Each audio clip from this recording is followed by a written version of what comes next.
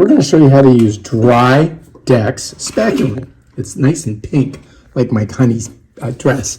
So she's shoving a bunch of paper in there right now, just to kind of fill the hole so she doesn't have to put 1,000 gallons of this stuff in. And then she can put a little bit less in just to... Give me that hammer. I don't have a hammer. I brought it out. There's no hammer. Give me something. A hammer. I don't see it. There's no hammer. Oh, there's a hammer. All right. Don't hit me with it, please. If she had a hammer, so she's pounding it in. All right, so now That's good. she looks like she's got that. Now we're going to do this. We're going to set that over there.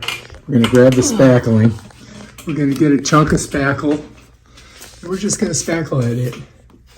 Now it looks pink right now, but when it dries, it's going to dry, I think, white, right? Yeah. Probably need a couple layers. You think? Yeah, because there's holes and then there's this hole, you know, the wall. I'll do a little thicker. I'll give you a little light here. Doesn't really matter. I need a wet cloth. Yeah. Cloth, here we go. Thank you. Where'd you, wait.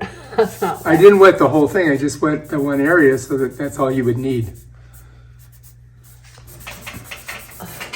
All right, looks good, huh? All right, so this is our finished product. Now we still have to paint it, but when it dries, it's going to be nice and white like that.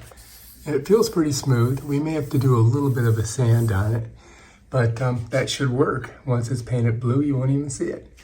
All right, if you like this video, subscribe to our channel and check out our other awesome videos. Peace out.